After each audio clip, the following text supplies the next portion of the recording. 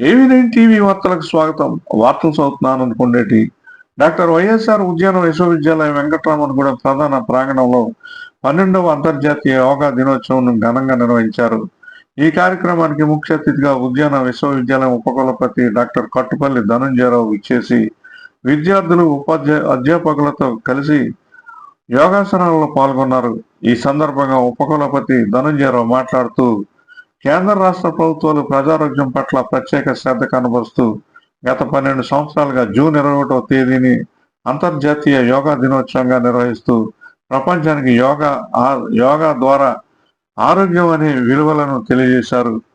విద్యార్థులు తమ యవ్వన కాలంలోనే యోగాసనాలు చేయడం ఒక క్రమమైన అలవాటుగా మార్చుకోవాలని పిలుపునిచ్చారు.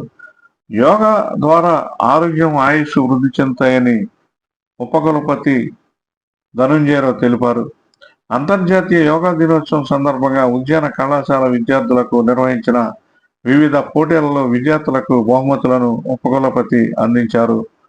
జాతీయ సేవా పథకం ఎన్ఎస్ఎస్ యూనిట్ ఆధ్వర్యంలో ఈ కార్యక్రమం నిర్వహించారు.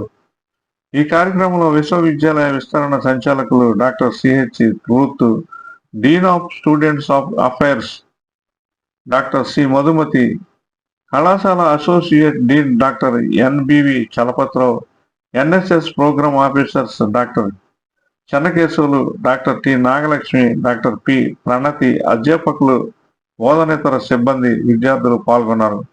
తణుకు పట్టణానికి చెందిన యోగా శిక్షకురాలు కుమారి కార్తీక, ఉషాశ్రీ, దుర్గా విద్యార్థులకు యోగాభ్యాసం చేయించారు.